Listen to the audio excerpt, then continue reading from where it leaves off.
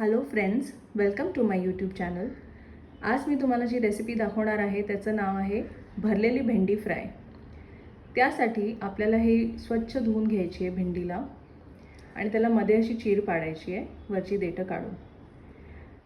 पाऊण वाटी बेसन घ्यायचं आहे, पाऊण वाटी किसलेलं खोबरं, अर्धा चमचा जिरं, अर्धा चमचा हळद, 2 चमचे तिखट आणि 1 चमचा मीठ. भेंडीच्या आतमध्ये सारण बनवण्यासाठी हे सर्व इन्ग्रेडियंट्स आता आपण एक एक करून मिक्स करायचे. सर्वात आधी आपण घेणार आहोत खोबरं.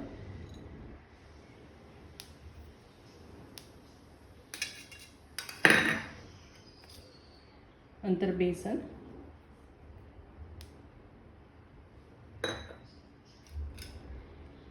मीठ, हळद,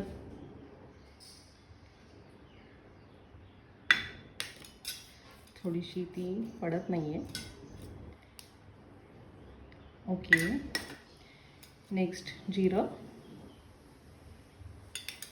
आणि तिखट, माय फेवरेट.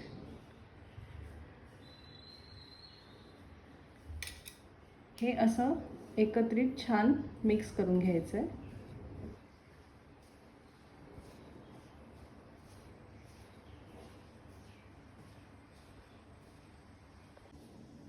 यात अजिबात पाणी मिक्स नाही करायचं आहे. खोबऱ्याला नारळाला जे पाणी सुटतं त्यानेच हे एकत्रित होतं. छान असं मिक्स करून घ्यायचं आहे आपल्याला. मिक्स करताना बघा छान असा आपल्याला पीठ कसं मळतो तसं छान असं हे एकत्रित होऊन येतं. हे बघा छान हे असं सारण तयार झालं आहे. आता हे आपण भेंडीमध्ये फिल करणं स्टार्ट करूया.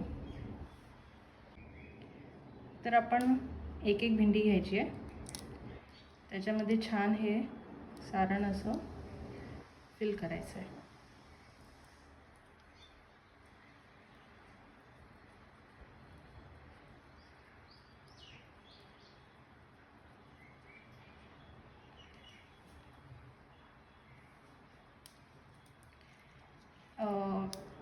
एन्श्योर करा जास्त सारण भरू नका, मग मागून भेंडी तुटेल तुमची, नाही तर फ्राय करताना ते स्प्रेड होऊन जाईल सगळं.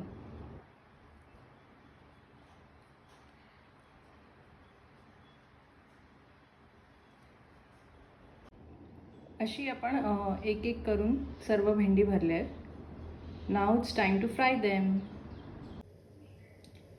आता आपण ही भेंडी शॅलो फ्राय करून घेणार आहोत. एक एक करून आता आपण ही भेंडी फ्राय करायची आहे.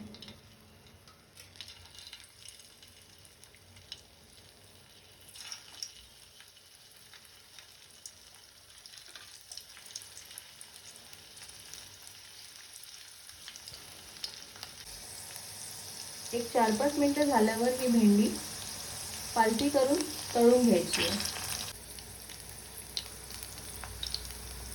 एक एक करून ही भेंडी आपण पालती करणार आहोत. It's a difficult task for me. हो, अकम्प्लिश्ड.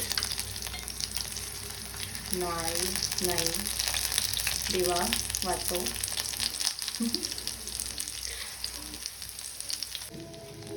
फायनली मी सगळ्या भेंड्या पालत्या करू शकली आहे. हे बघा, ह्याच्यात मला वाटते माझं सारण थोडं जास्त झालं आहे, त्यामुळे मी मागून थोडंसं चीज पडली. No problem. अशा प्रकारे तळून झाल्यानंतर तयार आहे आपली क्रिस्पी भरलेली भेंडी फ्राय. हे तुम्ही वरण भाताबरोबर छान एन्जॉय करू शकता. कधी कधी जर तुम्हाला भाजी बनवायचा कंटाळा आला असेल, so you can try this recipe out. It's really tasty. Thank you.